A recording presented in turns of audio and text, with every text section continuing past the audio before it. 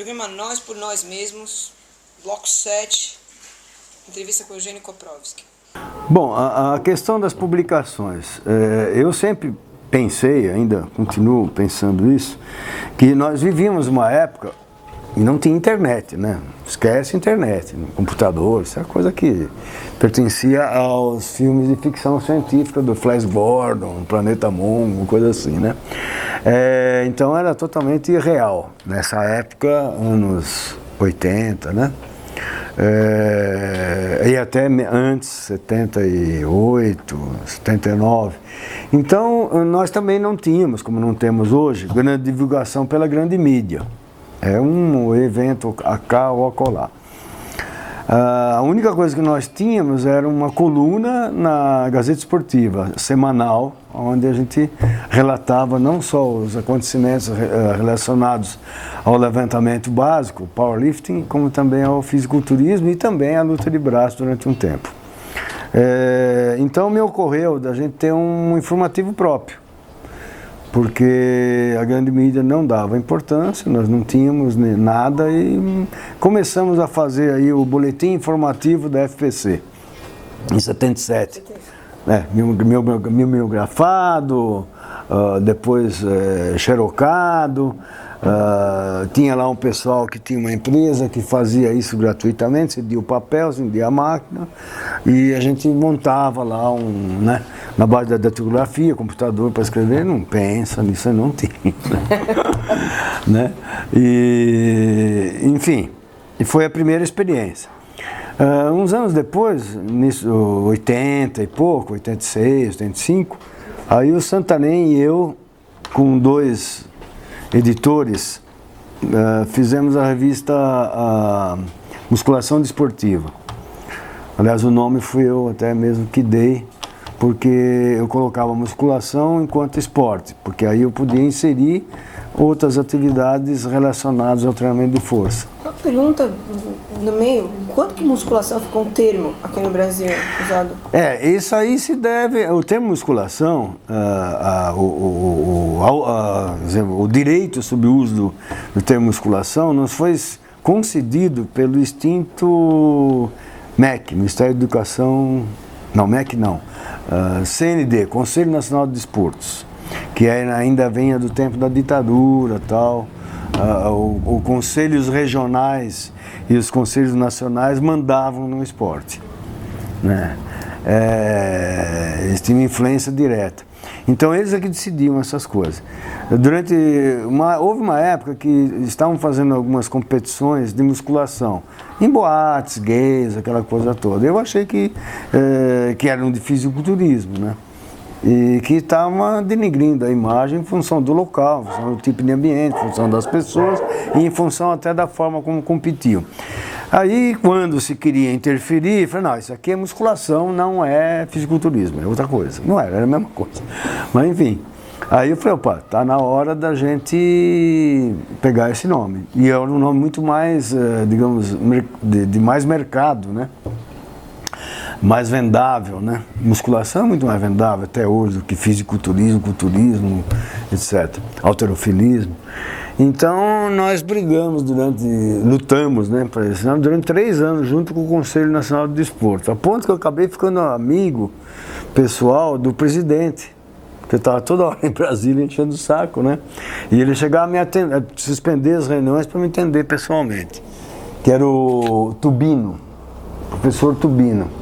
Um eminente professor da educação física aí. O Tubino chegou até a assistir uns campeonatos depois.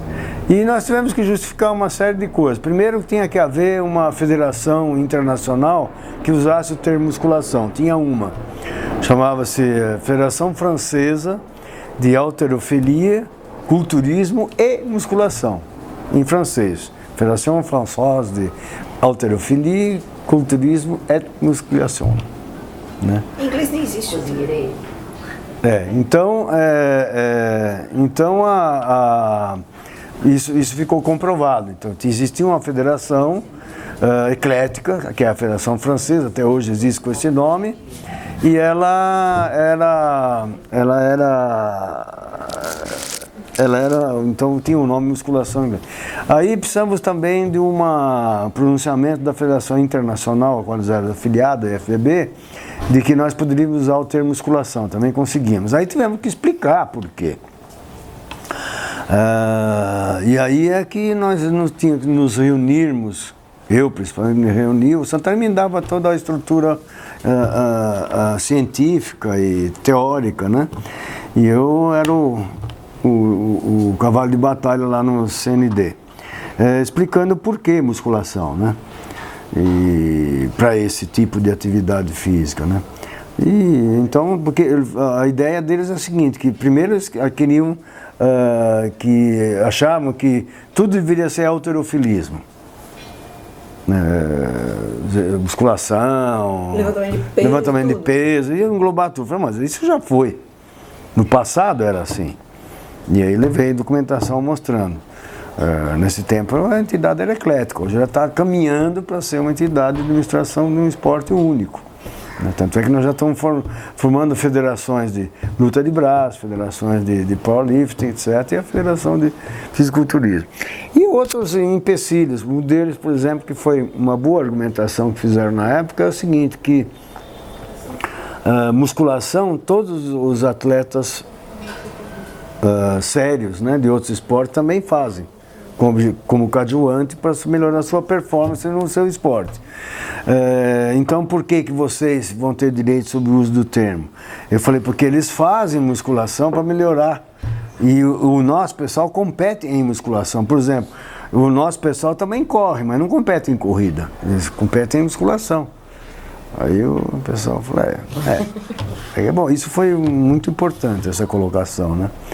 E aí, depois de 3 anos, eles liberaram, tem até o documento liberando o uso da palavra musculação, mas não deixaram tirar o culturismo. Então ficou Federação Paulista de Culturismo e Musculação, FPCM. E no final é que eu coloquei aquela sigla FEPAM, porque era Federação Paulista de Musculação. Culturismo saiu. Culturismo ninguém usa mais, não é comercial também. A revista, então, passou a usar a revista, musculação antes desses... A revista passou a usar o termo de musculação na mesma época. Nós tivemos 6 edições dessa revista e não foi possível continuar porque não tínhamos anunciantes. A fábrica de suplemento não existia ainda, em 86. Nós começaram no final dos anos 80. Integral Médica foi a primeira com o Bragança, depois veio a probiótica. Então não tinha anunciantes. Nós já tentamos que se anuncie na revista hoje, né, outros produtos, mas não se consegue. O único anunciante que nós tivemos foi o Zé Manuel Corrêa da Pórtico, né, nessa época. E aí a revista foi extinta. Havia também uma publicação chamada Mr. Vigor. Mr. Vigor. Foi durante muitos anos. Era uma revista mais voltada ao fisiculturismo, mas também tinha alguma coisa sobre levantamento de base, braço de ferro e tal. E com eles, com o Estevão Bucuzzi, eu lembro, a gente fez quando a gente terminou a musculação desportiva, a gente fez uma união e colocamos Mr. Vigor e embaixo musculação desportiva. Então ela continuou com o Mr. Vigor. O Estevão Bucuzzi era um empresário da área de bancas de jornais, né? A maior banca de jornal de São Paulo era dele, da família, né? Ela que era na São João com a Ipiranga. Lembra, tem o Rodan, lembra? Uma banca enorme que tinha ali. Hoje está sucateado isso, porque ninguém lê mais, né? Você lê na internet? A internet está acabando com tudo isso aí. Muita coisa está acabando com a televisão também, com livro, com revista, com jornal, etc. Isso vai ser logo, não vai ter nada disso mais. E aí depois, em 92, 93, depois de ter presidido a Federação Brasileira de Musculação, da FBB, até 91, inclusive, em 92 eu não quis mais saber, cuidei da minha vida, dos meus filhos, da academia, etc. Tal, e final de 93 vieram procurar de novo. Gente, a Federação Paulista está outra vez lá embaixo, não tem verba para mandar os atletas para o Campeonato Brasileiro. Aliás, nesse ano de 92, eu custeei alguns atletas pela minha academia para ir para Fortaleza, estadia e a passagem aérea para Fortaleza disputar o brasileiro e tal. Então, em 93 eu voltei, me candidatei, venci, aí tinha uma disputa meio acirrada, mas eu venci fácil. E aí em 93 o Santarém falou, olha, vamos fazer um jornalzinho, um tabloide, né? Vamos. Aí você daqui, conseguimos um tabloide. Aí o Pagnani, Alexandre Pagnani, que era molecote, me auxiliou, inclusive, porque ele tinha um pessoal lá em Suzano que tinha alguma afinidade com impressão de tabloides, né? E aí nós começamos com tabloide. Ficou tabloide um tempo, depois virou revista e agora nós estamos chegando na edição 100. Jornal de musculação? Musculação, só. Jornal da Musculação, depois ficou Jornal da Musculação e Fitness e agora só Musculação e Fitness. Foi 94, começou. 92.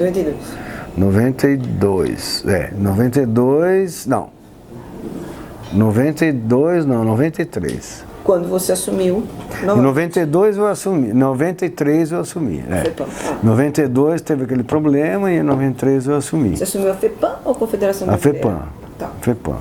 Não, a Federação NABA eu nunca fui presidente dela, né? Tá. Eu só fundei, Fundei. A federação foi em 2001, isso aí. Isso foi em 2001. Foi mais ou menos nessa época, então, quando vocês criaram o tabloide, que a Ana Maria veio te ajudar com a revista. A Ana Maria, ela tinha um dom todo especial para isso, a minha irmã tinha um dom todo especial para isso. Né? Ela tinha fluência em 3 idiomas, inglês, alemão, português, espanhol também, estava aprendendo agora, ainda velhinha, está aprendendo polonês, né? Que é a nossa origem, né? Ela tinha uma certa facilidade e ela tinha uma redação excelente, ela criava textos muito bons, né? E pesquisava, tinha fluência nos idiomas e tal, então ela desde o início, desde o tempo do tabloide, né? Ela já começou a me auxiliar nisso aí. Foi assim uma perda muito grande para a revista, a Ana Maria, assim como foi muito grande também agora recentemente com a perda do jornalista Walter Novaes, né? Que era aquele jornalista da antiga, né? Sério, competente, politicamente correto, tal.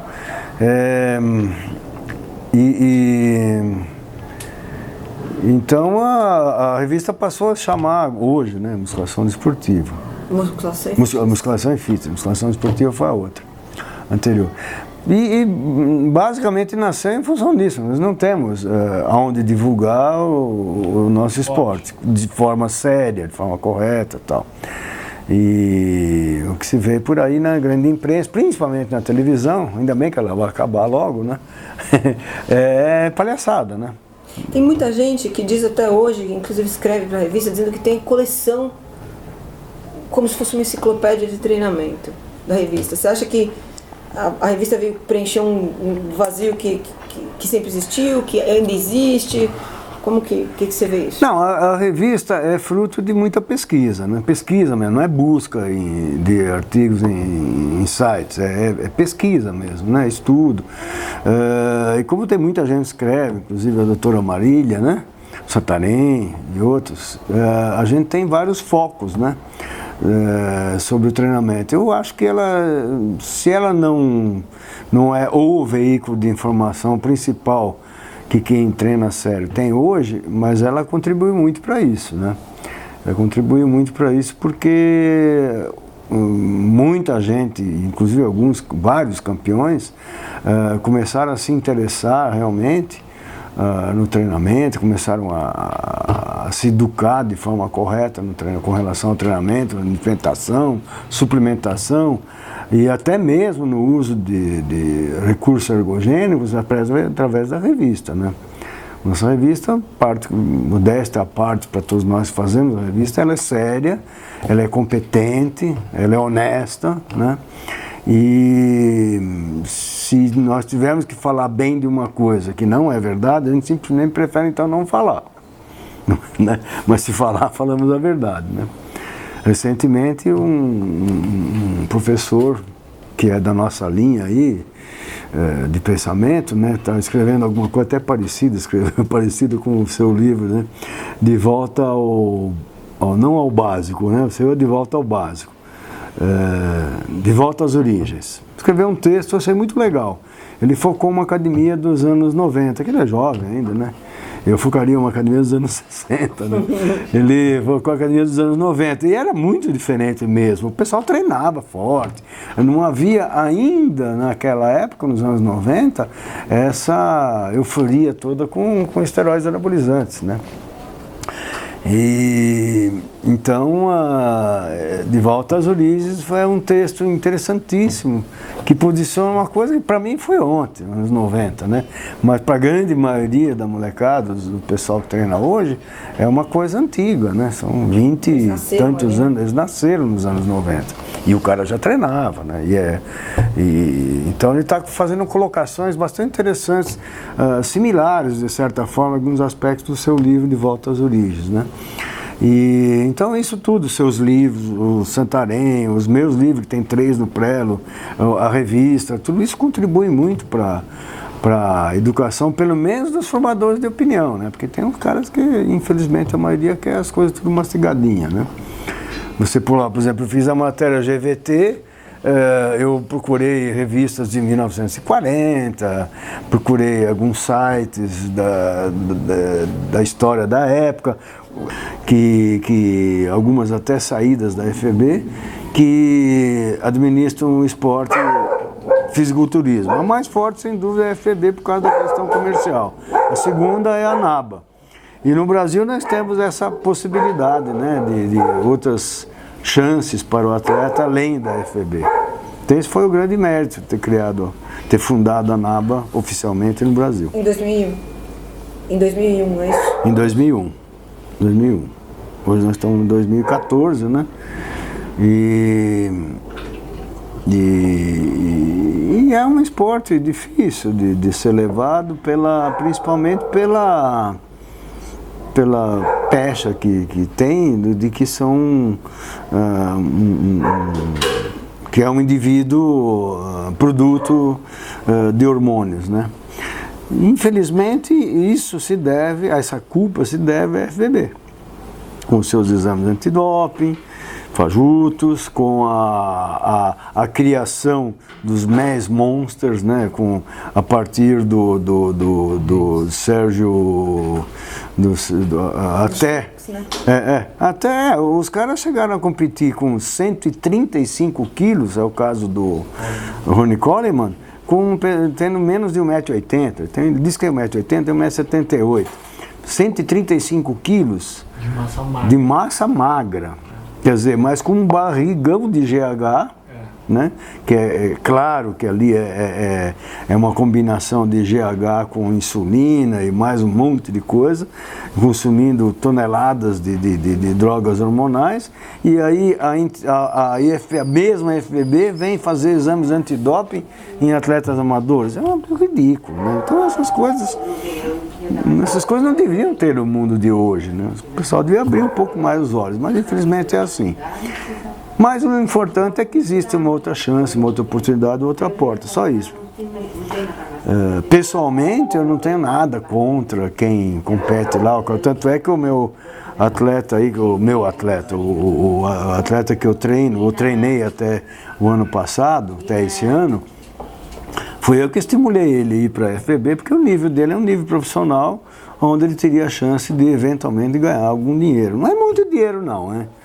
O pessoal é muito iludido, a FBB não paga nada para ninguém, a FBB só recebe, é um balcão de negócios, nada conta, porque quem quiser ir lá, se vender ou ser comprado, tem problema dele, mas é um balcão de negócio.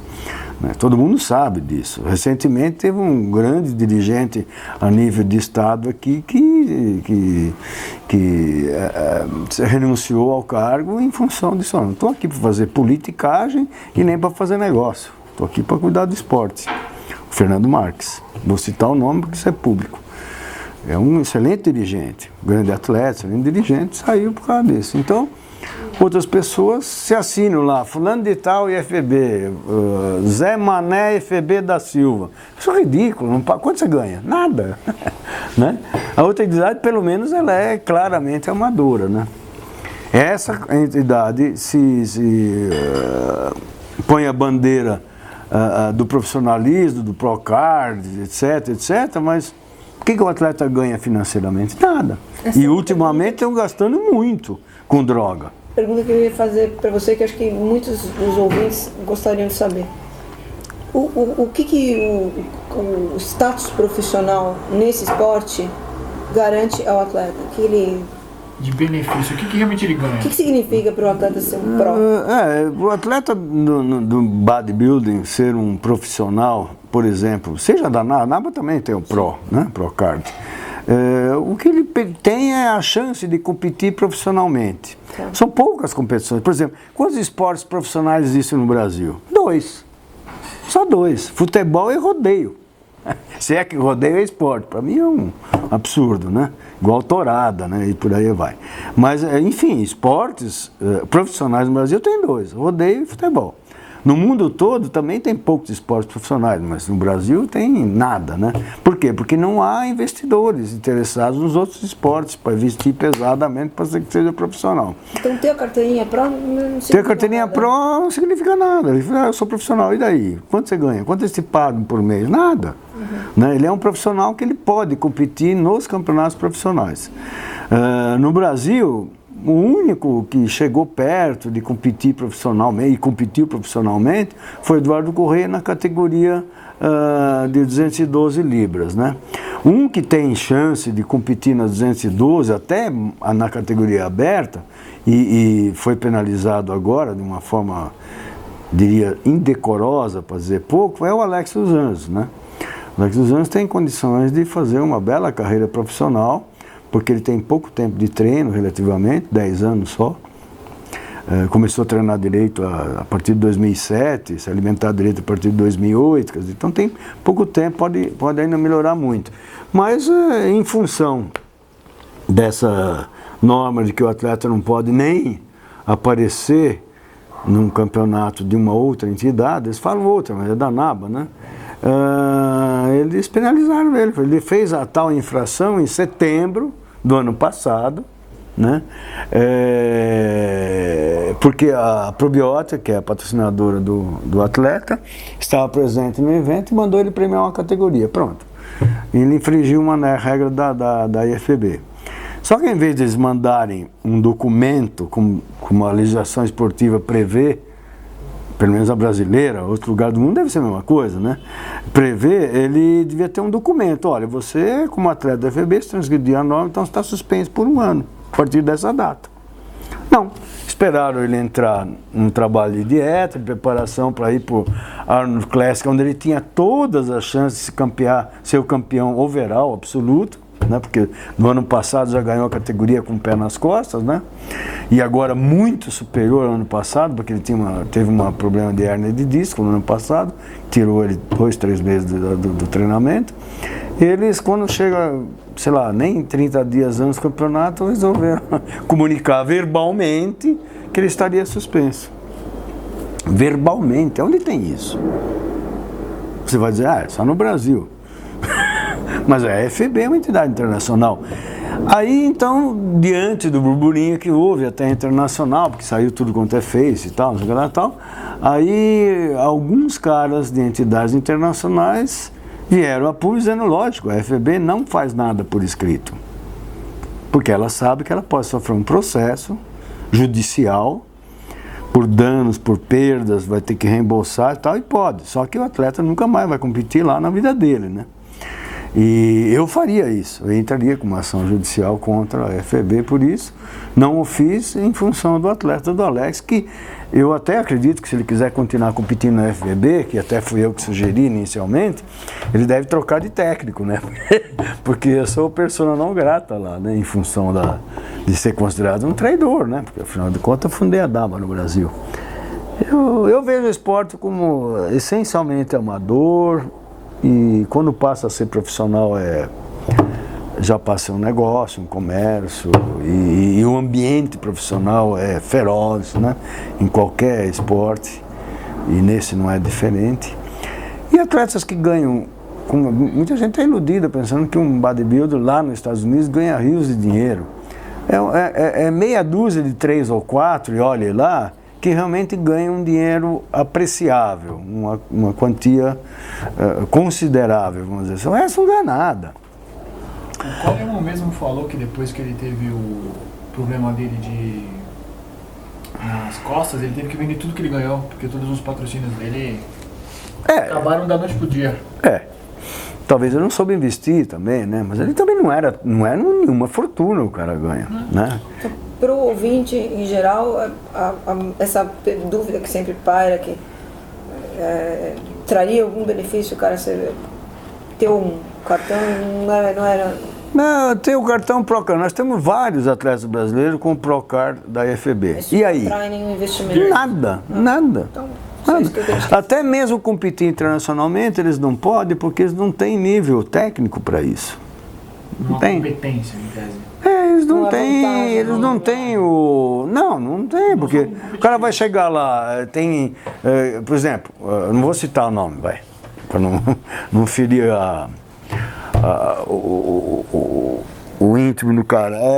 Tem atletas aqui que competem num campeonato profissional da FEB com 15 atletas. O cara fica consegue ficar em 16º. Quer dizer, não fica nem entre os 15, fica em 16º. Então o que adianta ser um profissional? Não tem nível técnico para isso, vamos dizer assim. A gente chama de nível técnico, na realidade em fisiculturismo é nível de físico, né? Mas enfim, nível técnico. Qualidade competitiva. Qualidade Não competitiva. implica no cara ter uma renda. Não tem renda. Agora, o mais incrível de tudo isso, como é que uma entidade amadora, a FEB tem o segmento profissional, tem a liga profissional de bodybuilding, que é uma liga da FEB, é uma liga profissional que promove os eventos profissionais, cujo presidente é o mesmo presidente da Federação Americana, né, de Fisiculturismo Amador, é o mesmo. Como é que pode uma entidade amadora, que é a FEB, presidida pelo Rafael Santoya, uma entidade amadora, né, pode penalizar atletas por questões desse tipo?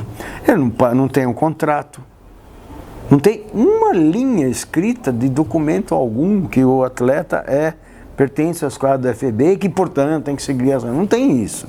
Ele competiu em Ohio, ganhou ele fácil, sozinho, passeou, foi tremendamente elogiado, quase ganhou o overall naquela época, mesmo machucado, e aí penalizam ele por causa disso. Qual é o interesse que esse pessoal tem em promover o atleta brasileiro aqui? Nada, nenhum. Eles querem, regra é regra, para todo mundo é igual, concordo.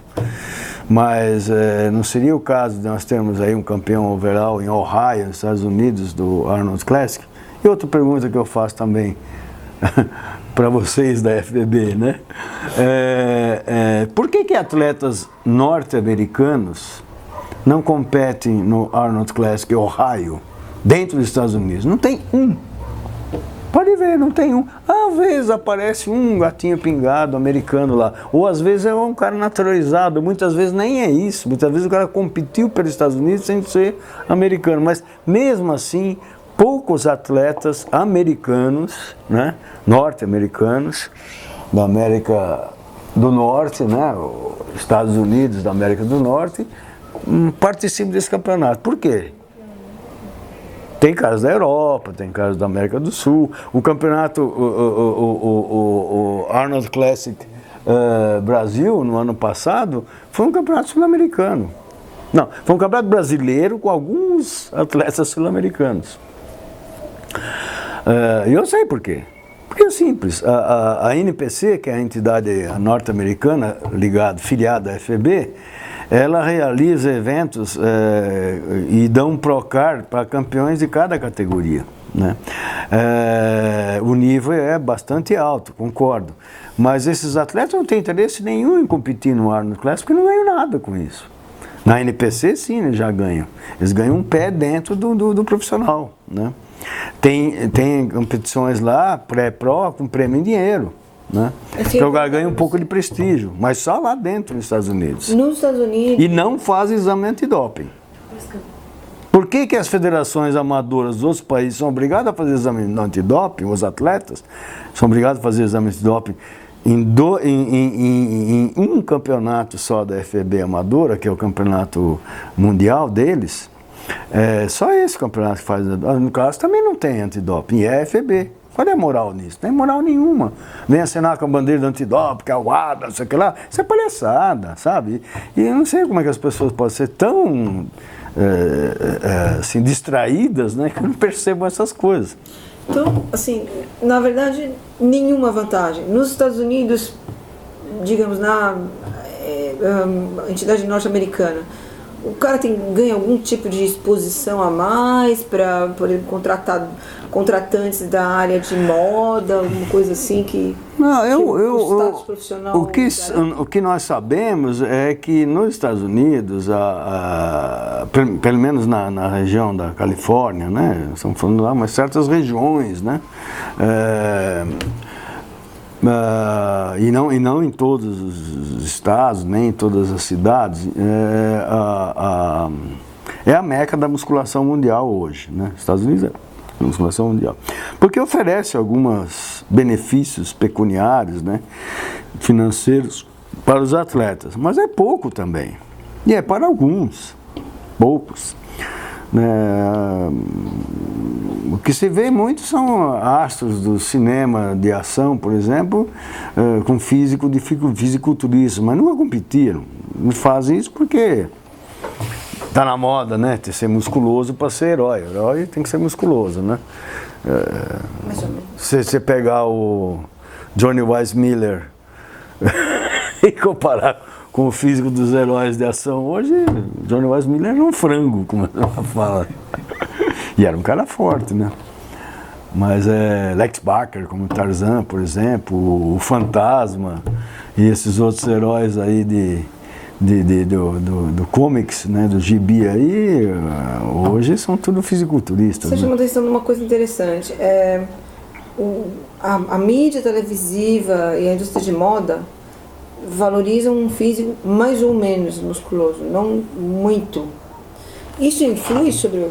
Isso exerceu uma influência sobre o bodybuilding, mudou as categorias, tanto homens quanto mulheres? De certa forma eu acho que sim, porque o cinema sempre, desde lá atrás, 1950 e pouco, quando o Steve Reeves fez filme de Hércules, né, pediram para ele perder uns quilos de músculo. Até para ser Hércules, né? A mesma coisa aconteceu com o Reg Park, né? E outros mais. O Steve Reeves foi cogitado para ser, eu estava lendo recentemente uma matéria, para ser o primeiro personagem do 007. Foi o Sean Connery, aceitou o papel, mas ele não aceitou, porque ele tinha que perder muitos quilos de músculo para fazer o 007. A mesma coisa também com um filme de cowboy, o Dólar Furado, coisa assim, um filme dessa época aí, que quem acabou aceitando o papel foi não o Juliano Gema, o Clint Eastwood. Foi o primeiro papel importante dele, né? Por um punhado de dólares, uma coisa assim, esses tipo cowboy. E o Reeves era um excelente cavaleiro, né? Ele era montador desde criança, criado na fazenda, criando cavalos, tal, etc. Mas ele tinha que perder peso. Então, a indústria cinematográfica nunca aceitou. O próprio Arnold Schwarzenegger perdeu vários quilos para fazer o Conan, onde ele estava mais musculoso de todos os filmes, ele estava maior, né? Mesmo assim, menor do que quando ele competia. Perdeu muitos quilos, né? O Reeves foi também cogitado para fazer o papel de Superman, né? Mas não tinha que perder muito peso, né? Ele não quis, então aí quem atuou foi aquele que depois sofreu um problema de... Christopher Reeves, fez aquele Superman famoso e tal. Então, o cinema, a indústria cinematográfica, em função talvez da própria aceitação do público, coloca os caras menores, né? Isso criou novas categorias no bodybuilding? O que criou novas categorias pode ser isso também, né? E pode ser também uma contra o uso exagerado de esteroides anabolizantes. Se bem que os caras eram grandes sem o uso disso, você quer ficar muito maiores, né? Então, inclusive também tem a questão da praticidade, né? Não é um físico prático, né? Físico prático é você ter, sei lá, 1,80 m, pesar 85 quilos, por exemplo, 90. 110, né? Não 120, 130, 140, né? Não é prático, né? O senhor acha que tem algo como... E é caro ter um físico desse, porque você vai ter que mandar fazer roupa, mandar fazer tudo, né? O senhor acha que tem algo a ver com identificação? Eu não posso colocar um cara muito superior fisicamente à maioria da população ou não? Eu não sei, eu não sei exatamente o que se passa, porque eu estranhei, né? Porque quando você pega os gibis, até mesmo os antigos, nos anos 80, 70, sei lá, 60, o gibi lá, o comics, os heróis eram todos bem musculosos, né? Alguns até bem grandões, super-homem, aquela massa muscular, né? E quando vai pro cinema, ele tem que ficar pequenininho, né? Quer dizer, não vejo muita lógica nisso aí. Não sei exatamente o porquê disso. O físico, porque todo esporte é um desafio. Para ser competitivo, para ser uma competição, tem que ter um desafio e tem que ter regras. No fisiculturismo, no bodybuilding, o desafio é desenvolver ao máximo o tamanho dos músculos de acordo com a estrutura, de acordo com a genética dele, né? Esse é o desafio. Não tem outro, né? Desenvolver ao máximo o tamanho dos músculos dentro de padrões que são pré-estabelecidos, com proporção, mesmo grau de desenvolvimento dos diversos músculos, definição para tornar aparente os músculos, etc. Esse é o desafio. Então, quando o cara ultrapassa aqueles limites considerados humanos, vamos dizer assim, o cara é considerado uma besta, né? E aí não cai no desgosto popular. Então essa nova categoria, na realidade, é isso. É caras ou que não conseguem ter um tamanho muscular desse, ou não querem, ou pelo menos ou não chegaram ainda lá, ou pelo menos se adaptaram a uma nova realidade, ou